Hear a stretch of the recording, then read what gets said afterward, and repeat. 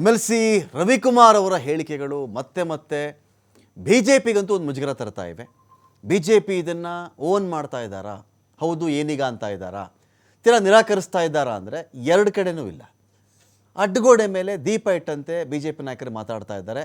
ಸದಾನಂದ ಗೌಡರಿಗೆ ಅಸಮಾಧಾನ ಇದೆ. ವಿಜೇಂದ್ರ ಅವ್ರನ್ನ ಕೇಳಿದ್ರೆ ಬೇರೆ ಘಟನೆ ಬಗ್ಗೆ IAS ಅಸೋಸಿಯೇಷನ್ ಅವ್ರು ಏನು ಮಾಡ್ತಾಯಿದ್ರು, ಅವತ್ತು ಯಾರು ಮಾತಾಡೋಕ್ಕಿರಲಿಲ್ವಾ, ಈಗ ಬಂದುಬಿಟ್ರೆ ದೂರು ಕೊಡೋಕ್ಕೆ ಅಂತ ಅವ್ರು ಮಾತಾಡ್ತಾ ಇದ್ದಾರೆ. ಆದರೆ ಯಾಕೆ ವೈ ಇದೀಗ ಶಾಲಿನಿ ರಜನೀಶ್ ಅವರಿಗೆ ರಾಜ್ಯ ಸರ್ಕಾರದ ಮುಖ್ಯ ಕಾರ್ಯದರ್ಶಿಯವರು ರಾತ್ರಿಯೆಲ್ಲ ಸರ್ಕಾರದ ಕೆಲಸ ಮಾಡ್ತಾರೆ, ಹಗಲೆಲ್ಲ CM ಕೆಲಸ ಮಾಡ್ತಾರೆ ಅಂತ ಹೇಳಿದ್ರೆ ಏನು ಈ ಮಾತಿನ ಅರ್ಥ? ಇದೊಂದೇನಾ? DC ಫೌಜಿಯಾ ತರನ್ನುಮ್ ಅವ್ರ ಬಗ್ಗೆ ಕೂಡ ಬಾಯಿಗೆ ಬಂದಂತೆ ಅವರು ಪಾಕಿಸ್ತಾನದಿಂದ ಬಂದಿದ್ದಾರಾ? ಈ ಸ್ಟೇಟ್ಮೆಂಟು ಒಬ್ಬ MLC ಅಂತ ಕರೆಸಿಕೊಳ್ಳುವಂತಹ ರವಿಕುಮಾರ್ ಅವ್ರ ಬಾಯಲ್ಲಿ ಯಾಕೆ ಬರ್ತಾ ಇದೆ? ಆ ಥರ ಹೇಳಿದ ತಕ್ಷಣ ಕೆಲವು ಚಪ್ಪಾಳೆ ಬರ್ತವೆ. ಇಲ್ಲಾರ ವಿಧಾನಸೌಧ ಮುಂದೆ ಕೂಡ ನಾವು ಚೆಕ್ ಮಾಡಿಕೊಂಡಾಗ ಈ ಕಾರ್ಯದರ್ಶಿಯವ್ರ ಬಗ್ಗೆ ಒಂದು ಸ್ಟೇಟ್ಮೆಂಟ್ ಬಂದಾಗ ಒಬ್ಬ ಖಾಕಿ ಯೂನಿಫಾರ್ಮಲ್ಲಿರ್ತಕ್ಕಂಥ ಪೊಲೀಸ್ ಕೂಡ ನಗುತ್ತಾ ಇದ್ದರು. ಅದಕ್ಕೆ ಏನು ನಗುವಂಥದ್ದು ಏನಿದೆಯಪ್ಪ? ರಾತ್ರಿ ಸರ್ಕಾರದ ಕೆಲಸ ಮಾಡ್ತಾರೆ, ಬೆಳಗ್ಗೆ CM ಕೆಲಸ ಮಾಡ್ತಾರೆ ಅಂದರೆ ಏನು ಅರ್ಥ? IAS ಹುದ್ದೆ ಅಂದರೆ ಏನು? ಮಹಿಳೆ IAS ಹುದ್ದೆ ನೆಕ್ಸ್ಟ್ ಇಟ್ಕೊಳ್ಳೋಣ, ಮಹಿಳೆ ಗೌರವ ಆದರೂ ಬೇಡವೇ? IAS ಇಂಡಿಯನ್ ಅಡ್ಮಿನಿಸ್ಟ್ರೇಟಿವ್ ಸರ್ವೀಸ್, UPSCಯಿಂದ ಎಕ್ಸಾಮ ಬರೀಬೇಕು, ಪಾಸ್ ಆಗಬೇಕು, ಸುಮ್ಮನೆ ಆಗಿಬಿಡುತ್ತಾ ಅವರು DC ಆಗೋದು ಅಂದರೆ? ಯಾರೆಲ್ಲ ಸ್ಪರ್ಧಾತ್ಮಕ ಪರೀಕ್ಷೆಗಳಿಗೆ ತಯಾರಾಗಿ, ನೀವು KPSC ಆದರೂ ಬರ್ದಿರಿ, UPSC ಆದರೂ ಬರ್ದಿರಿ, ಒಂದು ಪರೀಕ್ಷೆಗೆ ತಯಾರಾಗಿ ಆ ಕನಸು ಕಟ್ಕೊಂಡು ಅದಕ್ಕೊಂದು ಪ್ರಿಪೇರ್ ಆಗಿ ವರ್ಷಗಟ್ಟಲೆ ಪ್ರಿಪೇರ್ ಆಗಿ ಪ್ರತಿ ಬಾರಿ ಒಂದು ರಿಸಲ್ಟಿಗೆ ವೆಯ್ಟ್ ಮಾಡಿ ಪ್ರತಿ ಬಾರಿ ಒಂದು ಪ್ರಧಾನ ಸುತ್ತಿಗೆ ನಾವು ಅರ್ಹತೆಯನ್ನು ಪಡ್ಕೊಂಡು ಆ ಸುತ್ತಲ ಅಂಕಗಳು ಬಂದು ಆಮೇಲೆ ಇಂಟರ್ವ್ಯೂಗಳನ್ನು ಅಟೆಂಡ್ ಮಾಡಿ ಅಲ್ಲಿ ತೇರ್ಗಡೆಯಾಗಿ ನಾನೊಬ್ಬ DC ಅಂತ ಕರೆಸ್ಕೊಳ್ಳೋದು, ಒಬ್ಬ ತಹಶೀಲ್ದಾರ್ ಅಂತ ಕರೆಸ್ಕೊಳ್ಳೋದು ಇದೆಯಲ್ಲ, ಜೋಕಲ್ಲ. ಯಾರೆಲ್ಲ ಆಗಿರ್ತಾರೆ ನೋಡಿ, ಒಮ್ಮೆ ಕೇಳಿ ನೋಡಿ, ಎಷ್ಟು ಗಂಟೆಗಳ ಕಾಲ ಪ್ರತಿದಿನ ನೀವು ತ್ಯಾಗ ಮಾಡ್ತಾ ಇದ್ರಿ. ಮನೋರಂಜನೆ ಇರಲ್ಲ, ಕೆಲವರು ಮೊಬೈಲೇ. ಮೊನ್ನೆ ಒಬ್ಬರು IAS ಬಗ್ಗೆ ಓದ್ತಾ ಇದ್ದೆ, 3 ವರ್ಷಗಳ ಕಾಲ ಮೊಬೈಲನ್ನು ಮುಟ್ಟು ಕೂಡ ನೋಡಿಲ್ಲ ಅವರು. 4 ಅಟೆಂಪ್ಟಲ್ಲಿ ಫೇಲ್ ಆಗಿದ್ದಾರೆ ಅವರು IAS ಅಲ್ಲಿ, 5ನೇ ಅಟೆಂಪ್ಟಿಗೆ DC ಆದರು ಅವರು. 3 ವರ್ಷಗಳ ಕಾಲ ಮೊಬೈಲ್ ಮುಟ್ಟಿಲ್ಲ ಅವರು. ಎಷ್ಟೋ ಜನ ಸಿನಿಮಾಗೆ ಹೋಗಲ್ಲ, ಎಷ್ಟೋ ಜನ ಸಮಾರಂಭಕ್ಕೆ ಹೋಗಲ್ಲ, ಮದುವೆ ಪೋಸ್ಟ್ಪೋನ್ ಮಾಡಿರ್ತಾರೆ, ಫ್ಯಾಮಿಲಿ ಫಂಕ್ಷನ್ಗೆ ಅಟೆಂಡ್ ಆಗಲ್ಲ, ಮನೋರಂಜನಾ ಚಟುವಟಿಕೆಗಳು ಎಲ್ಲದರಿಂದನೂ ಬಂದಾಗಿರ್ತಾರೆ, ಪಾರ್ಟಿ ಮಾಡಲ್ಲ, ಫ್ರೆಂಡ್ಸ್ ಎಲ್ಲೂ ಸೇರಲ್ಲ, ಓಡಾಡಲ್ಲ, ಆಟ ಆಡಲ್ಲ, ಓದು ಓದು ಓದು ಓದು ಅಷ್ಟೆಲ್ಲ ಓದಿ UPSC ಎಕ್ಸಾಮನ್ನು ಪಾಸ್ ಮಾಡಿ ಬಂದು ಪಾಕಿಸ್ತಾನದವರು ಎಲ್ಲೋ ಪಾಕಿಸ್ತಾನದಲ್ಲೇ ಇರಬೇಕು ಅಂತ ಕಾಣುತ್ತೆ. ಈ ಮನುಷ್ಯ ಯಾರು ಈ ರವಿಕುಮಾರ್ ಅನ್ನೋ ಮನುಷ್ಯ ಏನಿದೆ ಅಂಥದ್ದು? ಪಾಕಿಸ್ತಾನದವ್ರನ್ನ ಅಪಾಯಿಂಟ್ ಮಾಡೋದಾದರೆ UPSCನೋ ಕೇಳಪ್ಪ, ಕೇಳಯ್ಯ ನೀನು, UPSCನೋ ಕೇಳು. ನಿನ್ನ ಯಾರು ಅಪಾಯಿಂಟ್ ಮಾಡಿದ್ದಾರೆ DCಯನ್ನು? ಕಲಬುರಗಿ DCನ ಯಾರು ಅಪಾಯಿಂಟ್ ಮಾಡಿದ್ರು? ಪಾಕಿಸ್ತಾನದ ಆರಿಜಿನ್ನ ಅವರು? ಮುಸ್ಲಿಂ ಎನ್ನುವುದೇ ಪಾಕಿಸ್ತಾನವೇ?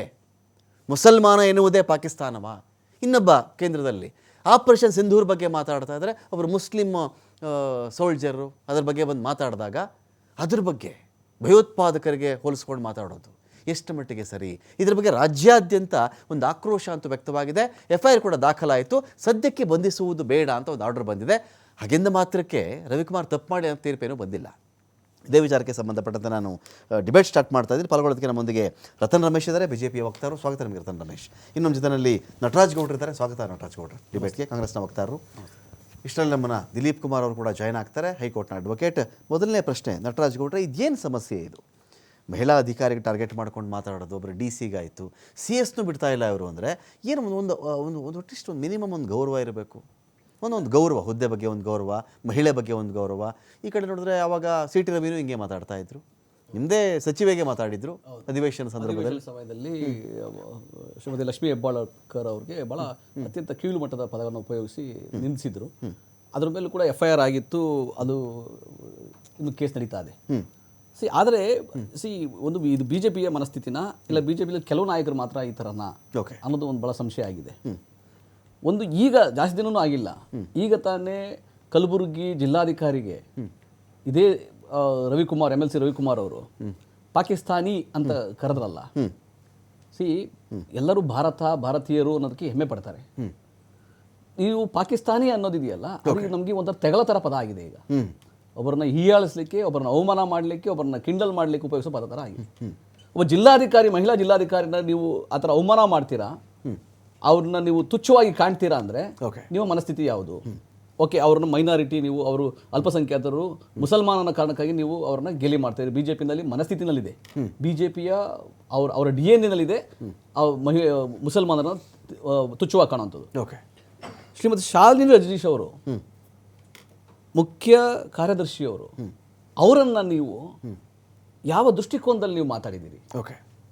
ಅವ್ರು ರಾತ್ರಿ ಪಾಳಿಯ ಹಗಲು ಪಾಳಿಯ ಅಂತ ಕೆಲಸ ಮಾಡ್ತಾರಾ? ಒಬ್ಬ ಮುಖ್ಯಮಂತ್ರಿ, ಒಬ್ಬ ಜನಪ್ರತಿನಿಧಿ 24/7. ಹೌದು. ಒಬ್ಬ ಅಧಿಕಾರಿ, ರಾಜ್ಯ ಮಟ್ಟದಲ್ಲಿ ದೊಡ್ಡ ಅಧಿಕಾರಿ ಅಂದರೆ 24/7 ಕೆಲಸ, ಅವ್ರ ಜವಾಬ್ದಾರಿ ಹೊಣೆಗಾರಿಕೆ ಇರ್ತದೆ. ನೀವು ಅವ್ರನ್ನ ಮಾತಾಡಬೇಕಾದ್ರೆ ಒಂದು ಮಹಿಳೆಯರನ್ನ ಹೀಯಾಳಿಸೋದಲ್ಲದೆ ಒಬ್ಬ CS ಅವ್ರಿಗೆ ನೀವು ಅವಮಾನ ಮಾಡಿದ್ಯಲ್ಲ, ಅವ್ರು ದೊಡ್ಡ ಗುಣ, ಅವ್ರೇನೋ ರಿಯಾಕ್ಟ್ ಮಾಡಿಲ್ಲ, ಅವರು ಕಂಪ್ಲೇಂಟ್ ಕೊಡಲಿಲ್ಲ. ಅವರು ಓಕೆ. ಅವ್ರ ಪರವಾಗಿ ಬೇರೆ ಬೇರೆಯವರು ಇಡೀ ರಾಜ್ಯದಲ್ಲಿ ಎಲ್ಲ ಮಹಿಳಾ ಎಷ್ಟೊಂದು ಸಂಘಟನೆಗಳು, ಎಷ್ಟೊಂದು ಜನ, ಈವನ್ ಕಾಂಗ್ರೆಸ್ ಪಕ್ಷ ಕೂಡ ಇದನ್ನು ಖಂಡಿಸ್ತಾ ಇದೆ. ಓಕೆ. ನೀವು ಅವ್ರನ್ನ ತುಚ್ಛವಾಗಿ ಕಾಣ್ತೀರ. ನಿಮ್ಮಲ್ಲಿ ಮನಸ್ಥಿತಿಯಲ್ಲಿ ಇದಿದೆ, ಮಹಿಳೆ ಅನ್ನೋದೊಂದು 2ನೇ ದರ್ಜೆನ ಥರ ಮನಸ್ಥಿತಿ ಇದೆ. ಓಕೆ.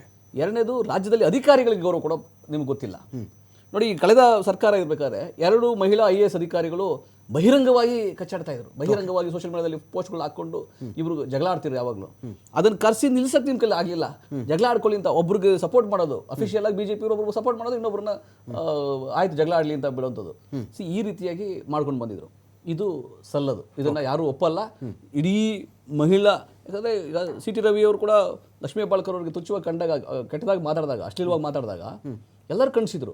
ಬಟ್ BJP ಅವ್ರ ಸಪೋರ್ಟ್ಗೆ, BJP ಅಫಿಷಿಯಲ್ ಆಗಿ ಖಂಡಿಸಿ ಅವ್ರ ಮೇಲೆ ಕ್ರಮ ತಗೊಂತೀವಿ, ಅವ್ರ ಕಾರಣ ಕೇಳಿ ನೋಟಿಸ್ ಅವ್ರನ್ನ ತೆಗೆದ ಪಕ್ಷದಿಂದ ಉಚ್ಚಾಟನೆ ಮಾಡ್ತಾರೆ, ಇಲ್ಲ ಕಾರಣ ಕೇಳಿ ನೋಟಿಸ್ ಕೊಡ್ತಾರೆ.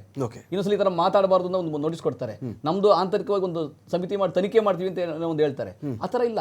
ಆ ಮುನ್ರತ್ನ ಅನ್ನೋ ಒಬ್ಬ MLA ಆ ಮಹಿಳೆಯರನ್ನ ಎಷ್ಟು ಕೆಟ್ಟದಾಗಿ ನಡೆಸ್ಕೊಂತಾನೆ, ಮಹಿಳೆಯರು ತುಚ್ಛವಾಗಿ ಮಾತಾಡ್ತಾನೆ, ಅದರೊಳಗೆ ಅತ್ಯಾಚಾರದ ಪ್ರಕರಣ ಕೂಡ ಇದಾವೆ. ಈ ಥರ ಇರಬೇಕಾದ್ರೆ BJP ತಾನು ಇಷ್ಟೊಂದು ಕಲುಷಿತ ಆಗಿದೆಯಾ, BJP ಪಕ್ಷ ಆಸ್ ಎ ಪೊಲಿಟಿಕಲ್ ಪಾರ್ಟಿ ಇಷ್ಟೊಂದು ಕಲುಷಿತ ಆಗಿದೆಯಾ ಅನ್ನೋದು ರತನ್, ಯಾಕೆ ಏನು ಈ ಮನುಷ್ಯನ ಪ್ರಾಬ್ಲಮ್ ಏನು ಅಂತ ನೋಡಿ. ಇದು ಸರಿನಾ? ಫಸ್ಟ್ ಆಫ್ ಆಲ್ ಸರಿ ಇದು ಅಥವಾ ತಪ್ಪು?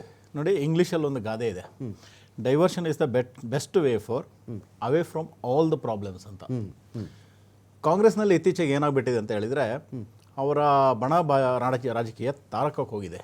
ಒಂದು ಕಡೆ CM ಹೇಳ್ತಾರೆ ನಾನೇ CM ಅಂತ ಹೇಳ್ತಾರೆ, ಇನ್ನೊಂದು ಕಡೆ DCM ಅವ್ರು ಹೇಳ್ತಾರೆ ನನಗೆ ಆಪ್ಷನ್ ಆದರೂ ಏನಿದೆ ಅಂತಾರೆ.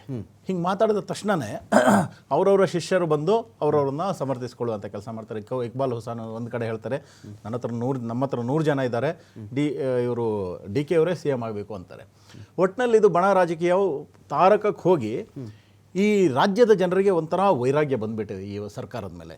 ಸೊ ಇಂಥ ಒಂದು ವಿಷಯ ಯಾವಾಗ ಬರುತ್ತೋ ಕಾಂಗ್ರೆಸ್ನವರು ಯಾವುದಾದ್ರೂ ಒಂದು ವಿಷಯ ಇಟ್ಟುಕೊಂಡು ಜನರ ಅಟೆನ್ಷನನ್ನು ಡೈವರ್ಟ್ ಮಾಡೋದ್ರಲ್ಲಿ ಮಾಹಿರರವರು. ಫಾರ್ ಎಕ್ಸಾಂಪಲ್, ಹಿಂದೆ ಜಾತಿ ಗಣತಿಯನ್ನು ಬೇಕಾದಾಗ ಎತ್ತುತ್ತಾ ಇದ್ರು. ಇದು 2 ದಿನ ಹಿಂದೆ ಆಗಿರುವಂಥ ಒಂದು ವಿಷಯವನ್ನು ಅವ್ರು ಆ್ಯಕ್ಚುಲಿ ರವಿಕುಮಾರ್ ಅವರು ಆ ಅರ್ಥದಲ್ಲಿ ಹೇಳಿಲ್ಲ ಅಂತ ಅವರೇ ಒಂದು ಸ್ಪಷ್ಟನೆಯನ್ನು ಕೊಟ್ಟಿದ್ದಾರೆ, ಆಯಿತಾ. ಆದರೆ ಅದನ್ನು 2 ದಿವಸದ ನಂತರ ರೇಕಪ್ ಮಾಡಿ ಕಾಂಗ್ರೆಸ್ನವರು ಜನರ ಅಟೆನ್ಷನನ್ನು ಬೇರೆ ಕಡೆ ಡೈವರ್ಟ್ ಮಾಡುವಂತ ಒಂದು ರವಿಕುಮಾರ್ ಕಾಂಗ್ರೆಸ್ MLC ನ BJP MLC ಷಡ್ಯಂತ್ರ ಬಿಟ್ಟು ಕಾಂಗ್ರೆಸ್ ಪರ ಕೆಲಸ ಮಾಡ್ತಾ ಇದ್ದಾರೆ. BJP ಅವರೇ